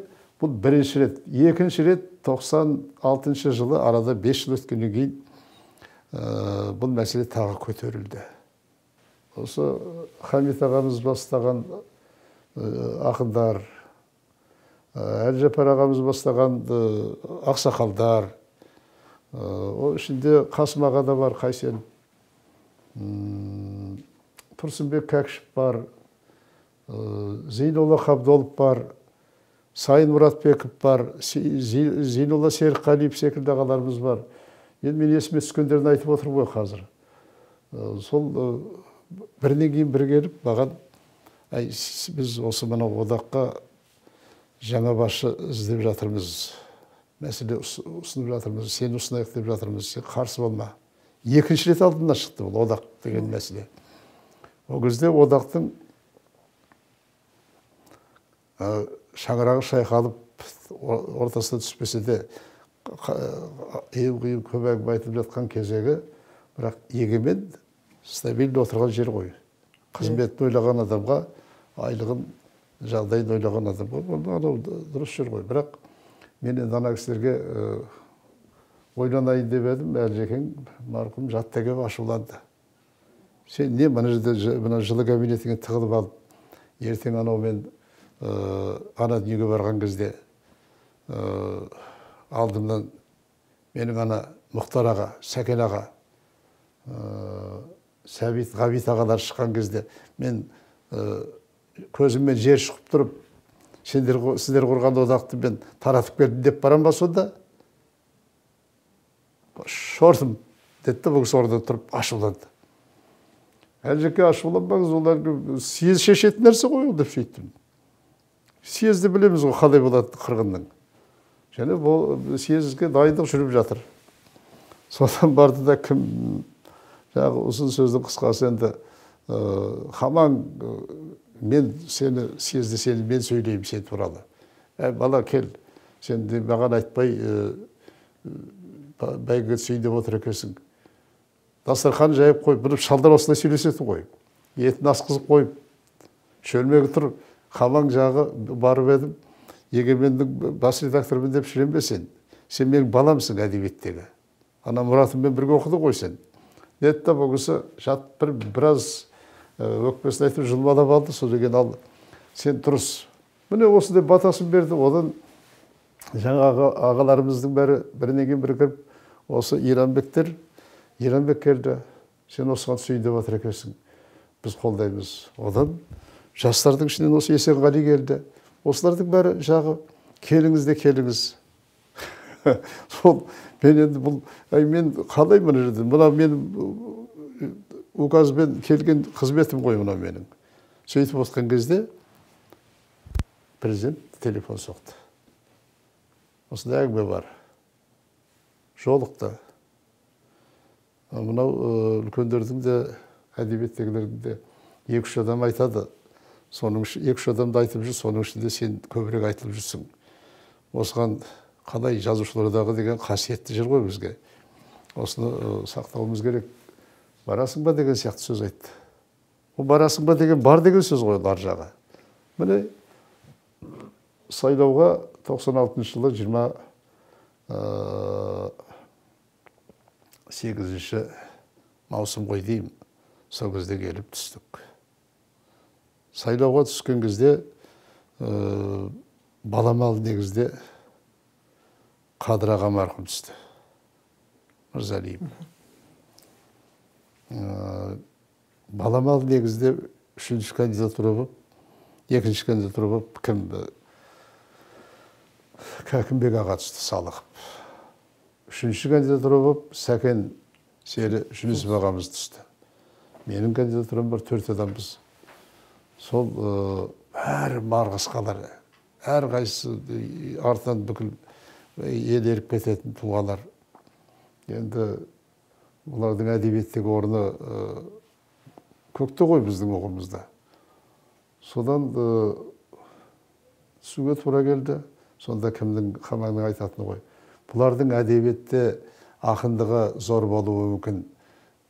Бірақ мына олардан зор ғой, одақты сақтау үшін күресетін адам керек бізге деді. Сөйтті де сол 2 күн съез болды. 2 күн болған съездің қорытындысы ұзақ әңгіме. Сол мені сайлады. Мен енді рахметімді айттым, ағаларыма алдынан өттім, кешірім сұрадым. Қадыр аға көпке дейін соны бір 7-8 ай мекен маған кішкене өкпелеп жүрді. Көңілін алды ғой. Енді ол кісі де сіз түссеңіз өтесіз деп қойған топтар болу керек. Бірақ бір күні Қадеке үйдесіз ба деп сөйттім. Мен сізге жолығайын. Менде үйде шай қайнататындай жағдай жоқ, әпкең сен бір жаққа кетіп ет деді бұл кісі. Онда бір жерден жолғайық та тамақ ішейік деп сөйттім. Күлді. Әй, қу бала деді. Сен ақыры келем деп отыр екенсің, үйге кел ендеше, екеуміз үйде отырып сөйлесейік деді. Бардық. Сонда осы ішім босатып, біраз сырласты. Бір әңгіме Қадекең екеуміздің арамыздағы баяғы жақсы жылы қатынасты қалпына келтірді. Содан бастап Қадекең айтты, мен енді бәрін қойдық Нұрлан. Сен кейін білдім ғой мен бәрін. Сенің шегін әлмейтіндей жағдайда жүргеніңді білдім деді. Шегіндесеңіз шегінер едім, бірақ жағдай олай болмай тұр ғой Қадеке дедік. Міне осындай жағдайда 96 жылы одаққа келдік. Ар жағы белгілі ғой енді халық. Бір 4-5 жыл басқарып көрерміз деп келген жерде 22 жыл отырып қалдық. көп қиындықтар болды. Ұйымға келгеннен кейінгі болатын бірінші әңгіме қарасақ, ұйым 7-8 қоғамдық ұйымдарға бөлініп кеткен. Ақындар қоғамы, баяғы марқұм Ғафу ағамыз басқарған өзінің мөрі бар. Аудармашылар қоғамы өзінің мөрі бар. Балалар әдеби қоры өзінің мөрі бар.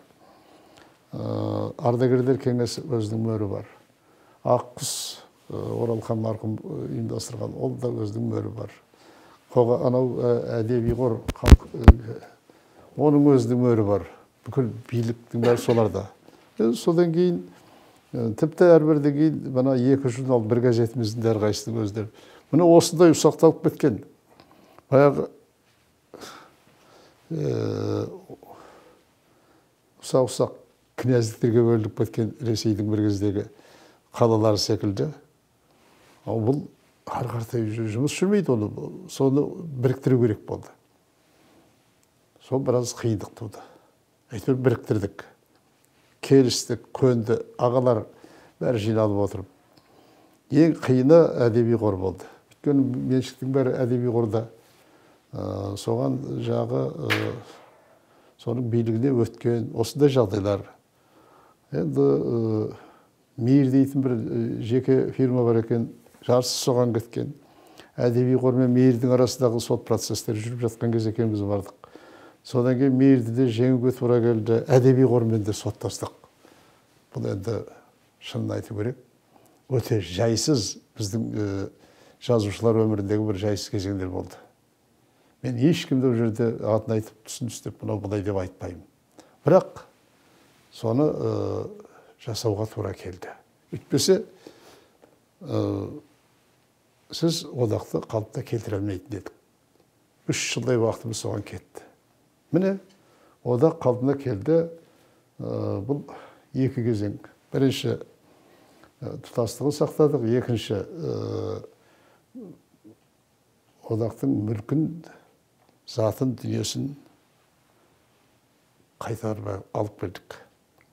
Бірақ толық емес, баяғыдай өз меншік емес, мемлекеттік меншіктен барып бірте-бірте жағы 49 жылға деген секілді шартпен қайтардық. Ал енді ең кейінгі соңғы араға 1 жыл салып барып қиындықпен қайтқан ол мына 2 журнал 1 газеттің құрылтайшылығы. Осының бәрі мен басқа үлкен іргелі шаруаларды айтпай қояйын. Оның өте көп болды. Негізгі міне осындай қадау шаруалар болды. Соның ішінде мен ішімнен тәуба дейтінім жаңағы үлкен аруақтары риза болсын. Алла ана Бақидың төрінде, бейіштің төрінде сол кісілерге рухтарын жамандық көрсетпесін. Сол шалдар, сол ақсақалдар, сол ағаларымыз бар. Қиын кезде қасымыздан табылып, тұтастығымызды сақтаған менің қатарларым бар. Сол соңымыздан ерген інілер бар. Одақты біз жаман жағдайға апарған жоқпыз. Билікте көзі жетті, көп нәрсеге қол ұшын беріп көмектесті сол кезде. Көне ыдырау, бөліну сол кездегі өзі бір уақыттың дерті секілді болды. Анау Максим Горкийлер құрған кеңестер одағы қалай ыдыраса, кейін Ресей жазушылар одағы да солай ыдырап кетті. 6-7-ге бөлініп кетті бұлар. Жердің дауы, меншіктің дауы, үйдің дауы, ана дауы, мынау дауға кетті. Қырғыздар да бөлініп кетті 3-ге.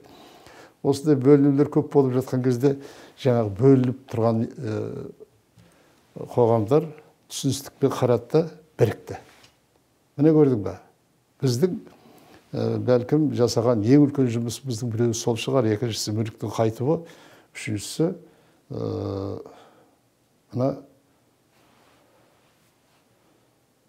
үш басылымның одақтың өзінің игілігіне қайтып келу, иелігіне. Не көрдің бе? Сондай жағдаймен келдік. Енді кейінгі жігіттер жұмыс істеп жатыр ғой, олар өздері жалғау керек, соны білу керек. кейде естіп қалып жатам, енді әртүрлі әңгімелер жаңғырығып жетеді. Оны мен сол айтқан адамдардың арына қалдырып үйренген адаммын. Оны біреу туралы біреу бөтен сөз айтуға болмайды.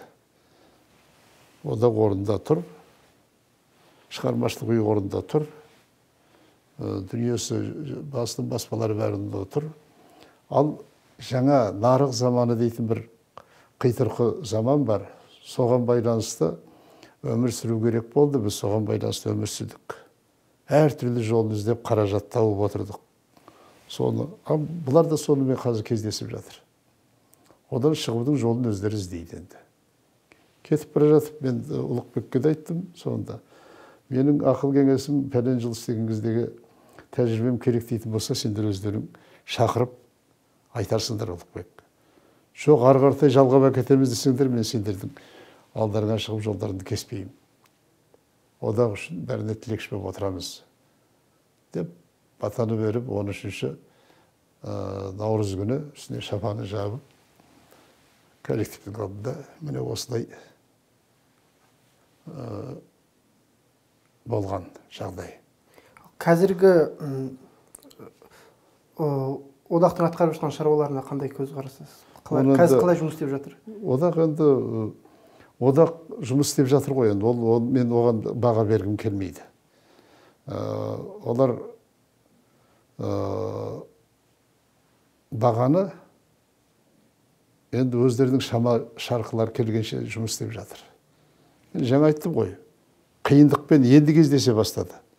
Алғашқы кезеңдегі жағы Аврал, алғашқы кезеңдегі Ойбай, Қолпаш, оның бәрі тарихтың, тұрлаулы тарихтың көлеңкесінде кете береді ертең. Ертең сол тұтқа ұстаған жігіттер жауапты, солар береді. Сондықтан мен сол сыннан сүрінбей өтулеріне тілектеспін. Аман болсын, одақты сақтау үшін күресулер керек. Басқа сөз айта алмаймын. Әзірге жұмыс істеп жатыр, көреді қалған өздері. Осы бір сіздің бұлай тұтас өміріңіздің бір белестерінен өттік қой аға, белестерін айтып өттік. Осы бір жолдың бастауын аға, бастауында айту керек сияқты. Жалпы мына сіздің бұлай өлеңге қалай қызығушылығыңыз, жалпы өлеңге қалай келу деген нәрсеңіз, осы университеттегі табалдырығын аттау кезеңіңіз. Бұл өзі қызық кезең ғой бұл. Әркімнің, мысалы, 19 ғасырдағы орыстың алтын дәуірі, 20 ғасырдың басындағы күміс дәуірі дейді әдебиеттің. Сол кезеңдерге біз енді орысты көп үлгі көріп үйренгенбіз, өйткені жазба әдебиет біздің батысқа көпіріміз болды ғой бұл. Шығысқа да көпіріміз осылар болды кейде. Біз өзі ауыз әдебиетінің қазанда қайнап өскен сөзді әбден елдіктің мектебін қалыптастырған, ел басқарудың мектебін қалыптастырған сөз дейтін өнерді бойымызға сіңіріп өскен халықпыз. Мен мысалы сөзді жақсы білетін үлкен шалдардың алдын көп көрген адаммын. Өзі ауылымда менің өзі атам Оразалы, көрмедім ол кісіні мен. 45 жылы соғыстан келіп, бір аяғын беріп келгенде, содан гангренадан өлген. Ал екінші нағашы атам Нұрахмет деген ақсақал, ол кісі де көп сөйлемейтін, бірақ ел басқарған, жөн білетін, сөздің салмағын білетін кісі еді. Ол кісінің тізесінде отырып өстім. Бәсе мал беріп, жылқатап, мені көп жағдайда жолға шығарған сол кісі. Ал ең негізгі сөз дейтін дүниеге мен тәрбиелеген Оразалының әкесі Өмір дейтін қария болды. Өмір ата дейтінбіз. Бабам ғой менің жолым. Өтті шешен, өтті ділмәр кісі еді. Сөздің ретін білетін. Қалжыңдасқан кезде мына өзінің құрдастарын жібермей ұстап отыратын кісі еді. Содан кейін көп нәрсе білетін. Арғы бергі эпостық жырларды кәдімгі сапырып отыратын кісі еді. әкесі Байсейіт би болған, өзінің айтысы ғой енді, болыстың баласы болатын деп сыбырдап айтатын жағы. Оны менің әкем марқұм, ай тәте айтпа ондай сөзді дейді. Ол кезде қиын ғой, бидің баласы тұқымы, болыстың баласы деген сөз ана немересі Мірқасымға тиеді ғой. Қой қайдағын айтпа деп отыратын. Сөйтсек ана шалдың айтып отқаны рас екен ғой. Өмір атамның бойындағы осы нәрселерді көп айтатын. Және қызығы заманның қиындығы, әкем соғыс көрді, Сталинград, Курск майданына барып қатысып, жарақаттанып келген кісі. Қаршадай кезден орыс жігіттермен араласып, орыстармен қызметтес болып жүріп, қазақ жігіттердің теперіш көргенін көзімен көрген. Өзі орысшаға жүйріктеу кісі еді. Сол кісі бір күні, мынау енді біз тұрған жер шекаралар жағында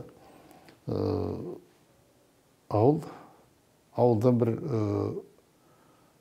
кіші диқанның басында бір не бар?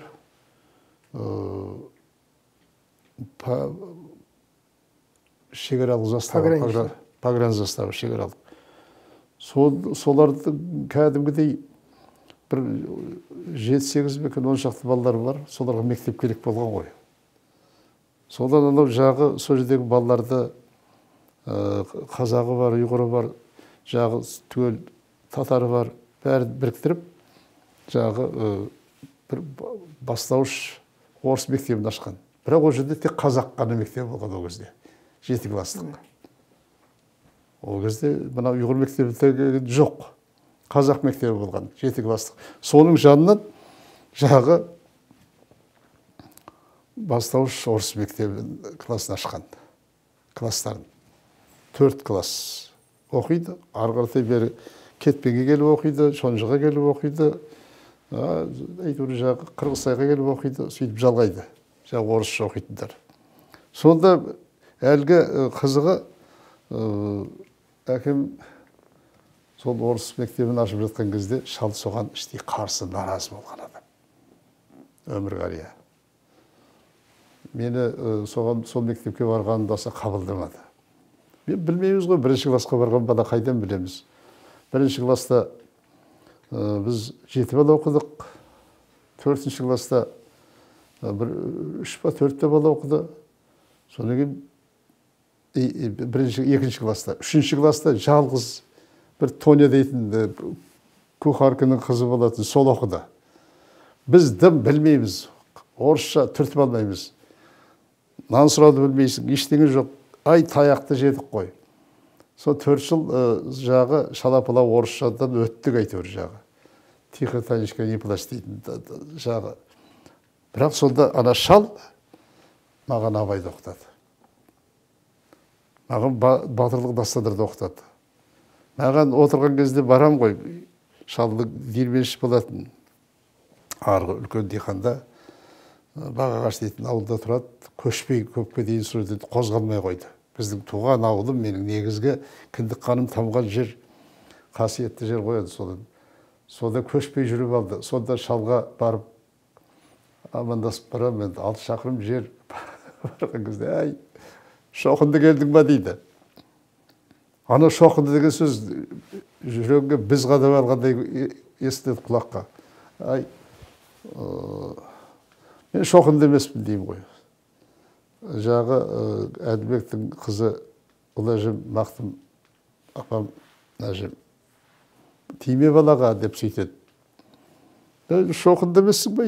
Онда мынаны оқы дейді. Қазақша сонда отырғызып қойып, күн ұзаққа күннің көзінде қақтап қойып тұрып әлгі қобыланды келеді сайменен оқытады. Тіл үшін күрес, анау қоғам бір орысы жоқ ауылға барып орысты үйретіп жатыр. Орыстың тілде сындырып. Бұл баяғы патшалық Ресейдің кезіндегі шоқындырған, тілін алған саясаттың кеңестер одағы кезінде де жалғасты болғанын айтады ғой. Соны шал ұнатпайды. Шал өмір қария. ол кісілер енді көрді ғой көп нәрсе. Көргенде соны көзімен көрген, және әділетсіздіктің бәрін көзімен көрген адам ғой. Университетте құжат тапсырған кезде Қалихан ағамыздың бір неде анау неге шыққан еді, газеттен оқыған екенсің ғой, қазақ әдебиетінде шыққан бір осы сол қызық тарих, енді оны ұзақ қой, оның бәрін айтпайын. Сол барып документ тапсырған кезде осы Қалихан Ысқақов дейтін кісінің үйіндегі марқұм болып кетті. Екеуі де марқұм, екеуі де бізбен сол отбасымыз бір жақсы жылы байланыста тұрған кісілер еді. Қалихан Ысқақов деген кісі маған өлшеусіз сол жақсылық жасаған қасымда еріп жүріп сенімін артқан кісілердің біреуі. Қандай мықты жазушы ғой өзі. Сол кісінің үйіндегі Дәмеш апай документ қабылдайды екен, ол кезде білмейміз ғой. Қалиханның бір қоңыр күзетшісі біздің есімізде. Жаңадан шығып жүрген кез, оқып жүрген кезіміз, ойпырмай таң қалам, қоңыр күзетінің не деген сурет, не деген ой. Сол барсам, арызыңды жаз деді, жаздым. Менің почеркім былай, біз мына көркем жазуды көп дағдыға айналдырған ұрпақпыз ғой. Сол жазу мұнақ балды да, почеркісі әдемі бала, орысша араластырып сөйлейтін кісі еді, Дәмеш ағай. Почеркің жақсы. Медалистсің ба? Неге бармадың анау жағы? Политехқа неге бармадың? Анда, мұнда неге бармадың деп сөйтті. Жоқ, әдебиет, армандап келген әдебиет қой бізге. Осы әдебиетке өлең жазам демедім. Әй, өлең жазғаныңды қой. Өлең жазсаң жаз, бірақ арақ ішпе деді. Ана кісінің бірінші сөзі. Өлең далада қалады, жазуың далада қалады. Не надо увлекаться деп сөйтті. Адам болғың келсе деп сөйтіп күлді. Содан кейін өткізіп беріп шығып бара жатыр еді, бірге шақырып алды қайтадан. Мына көнеге, мына көмектес, сен почеркің жақсы екен, мына қағаздарды деп бір бума қағазды беріп қойды, отырып. Жарты күн әлгі кісінің қағаздарын көшіріп қасына отырдым. Әңгіме айтып отырады. Қалиханды білесің бе деді, білем. Қоңыр күзетті білесің бе, білем. Ол кісі бауыр басып қалды әк жерде отырып. Біз содан кейін емтихан тапсыруға барған кезде мен қазақы бала емес, ауылдан келген балаларымыз. Жағы енді менің Алматыға екінші рет келуім, бірінші рет 61 жылы келгем өзі. Пионер лагерінде мынау Дачный дейтін көше жақта. Оны да айтамын қазір. Қызық. Жаңағы кімнің біздің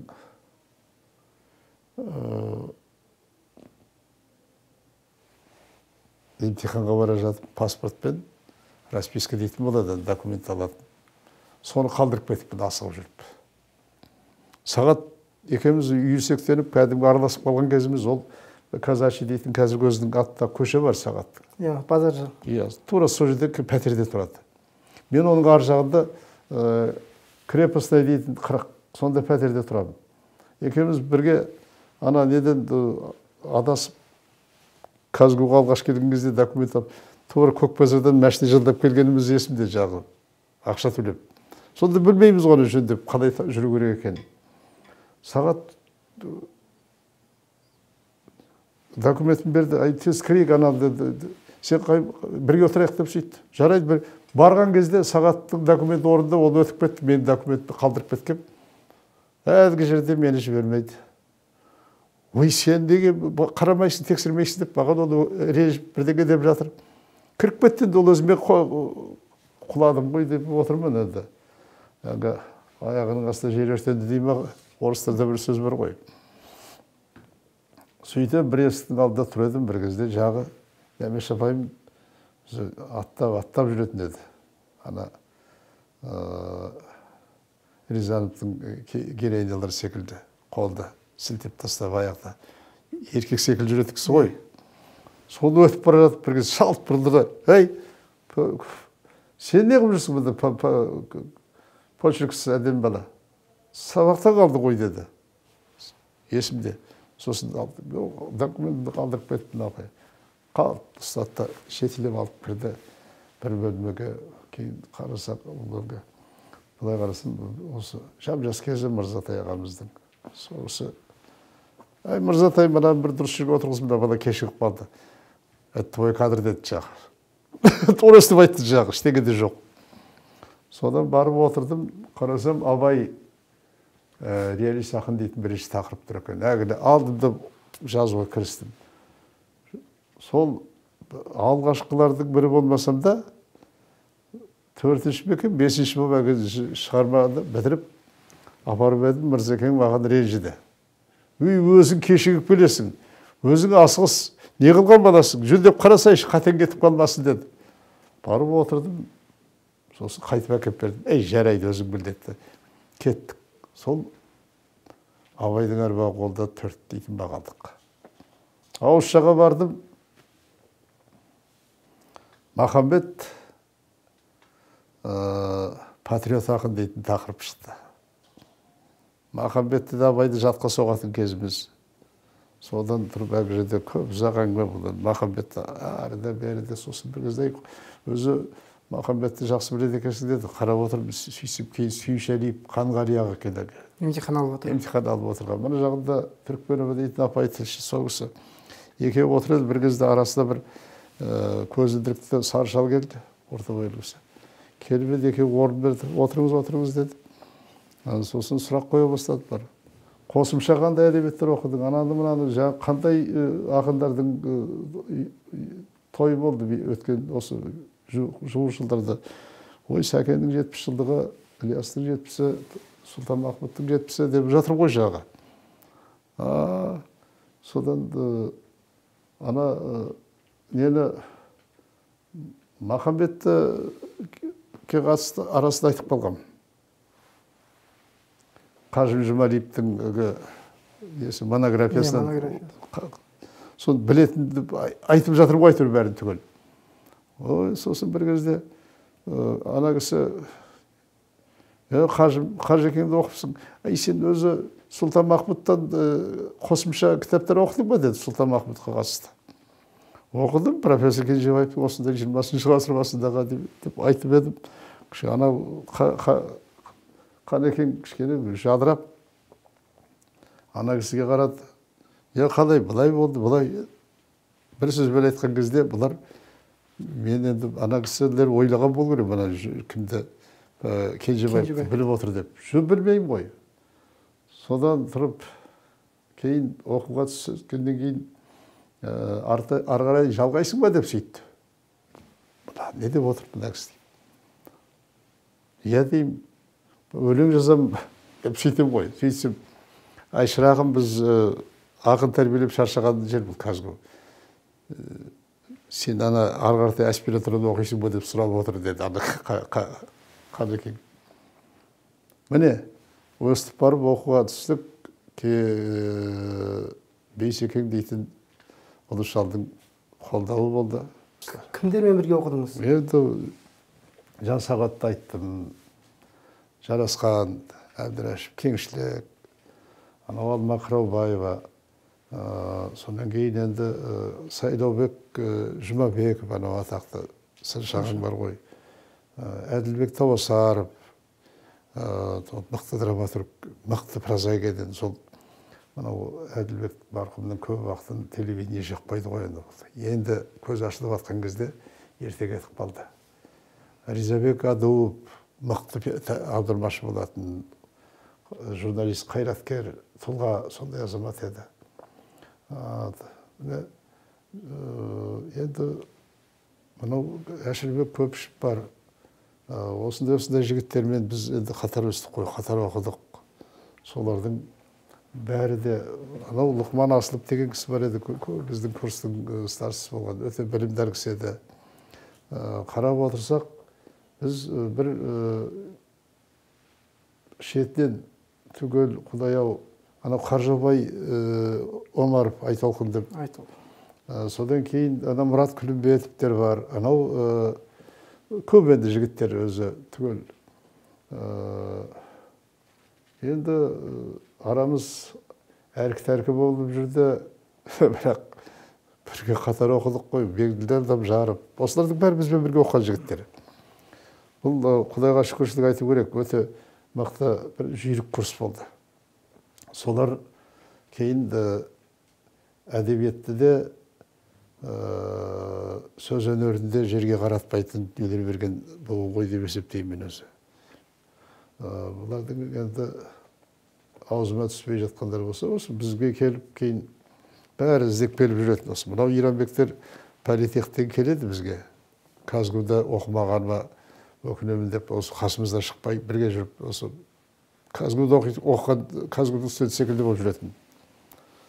Анау Темірхандар мысалы, Каспийден Казгудың сол бір шоғырланған сол кездегі әдеби бірлестікті марқұм Сұлтанғали ағамыз басқарды, Садырбаев. Шағала дейтін кереге газеті болатын, Қабырға газеті. Мен соның редакторы болатын жағы. Өзі күлем. Мен анау мектептен бастап газеттің бас редакторы болып едім деп, егеменге келгенде бір қалжыңдағаным бар, жігіттер соны күліп айтады. Мынау енді осындай бір дүниеден өттік қой біз. Сол жігіттердің бәрі айта берсе, анау Үміт Тоқмағамбетова дейтін ертерек кетіп қалды бір жас жазушымыз. Бұлар сен тұр, мен оқытып жіберейін дейтін сондай бір талантты балалар болды. Бірақ өкінішке орай бәрі ерте кетіп қалды осылардың. Ерте кетіп қалды. Қайраткер де болды, сыншы да болды, жазушы да болды, ақын да болды. Іргелі дүниелер берді сол жігіттер. Мен соларды шынтағын сезініп жүріп, бірімізді біріміз қамшылап, бірімізді біріміз сол әлгі сол ауыздырықпен алысып, құйысқандасып жүріп жетілдік қой. Олар нашар болса, ортаң деңгейі төмен болса, сен қайда барасың? Жас кезде әсіресе. Әдебиетті қалыптастыратын ортасы ғой сол өзінің. Бірінші Құдайдан біткен қасиет, екінші тегіннен келетін қабілет. Соны ортаң содан кейін сені тәрбиелейтін. Міне осы жағы. Әңгімеңізге рахмет аға, уақытыңызды бөліп. Жаңа әңгімеміздің басы 20-ның өлеңімен басталып еді. Енді 70-тің бір өлеңін тыңдап сұхбатымызды аяқтасақ. Рахмет. Мен бір ақыр мүмкіндік бердім, мен арада 49-ында бір өлеңін оқып берейін. Мынау енді 1996 жылы жазған өлең екен, ғасырмен қоштасым дейтін жинағыма кіріп еді. Бұл жаңа сен 20-дағы өлеңіңіз дедің, енді 70-дің арасында мынау 50-ге толар толмас жаста жазған өлең ғой. Соны оқып берейін. Келер ғасыр болады қандай ғасыр, ойлап соны тірелер таңдай ғасыр. Шығысыма қараймын, батысыма, ойсыз күндер, ұрпаққа салмай масыр. Шамырқансам шапшиды теңіз көлім, шалқарымда шиыр көп, көбіз менің күнгейіме көстігем теріскейге, заман менен соқсын деп егіздемім. Өткенімде өртте көп, өртең де көп, білем дәуір келеді ертең бөлек.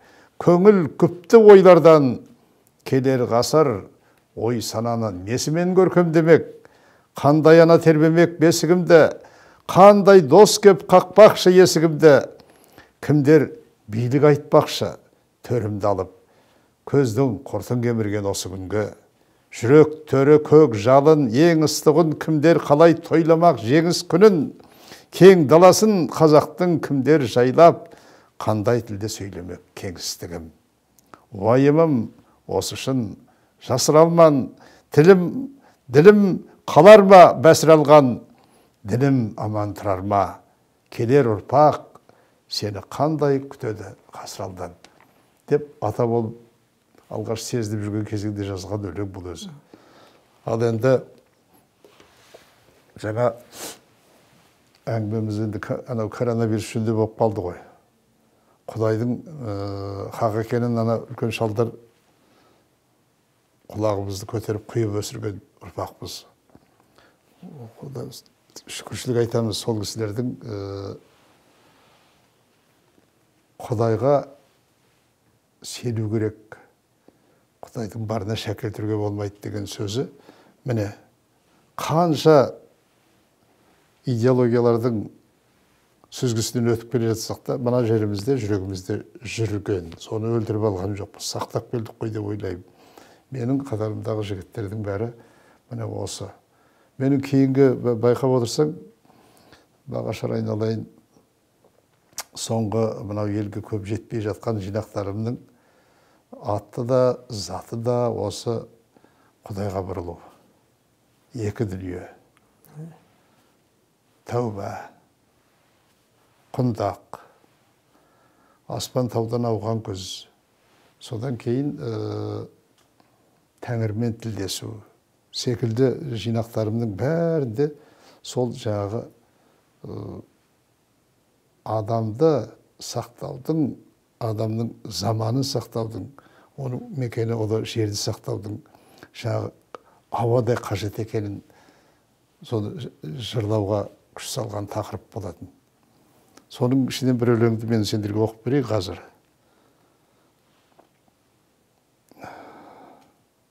Бұл ана неге бірдеше бұл циклді өлеңдер өзі. Сақта Құдай дейтін.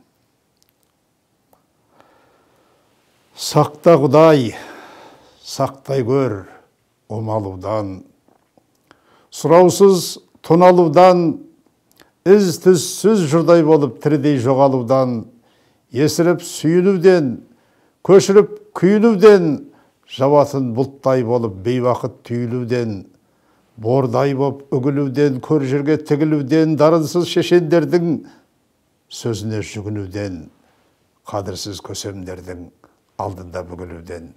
Сақта Құдай, тарыну тарылудан, сарғаю сарылудан, сыртынан жүндеп, күндеп сайтансып арылудан, бүтінін бөлшектеліп, сақтай көр жарылудан. Сақта Құдай. Рахмет аға.